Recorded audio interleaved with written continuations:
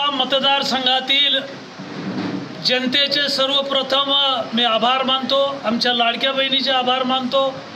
मतदारसंघात 8,000 कोटी रुपयाची कामं या 10 वर्षात झाली आहेत।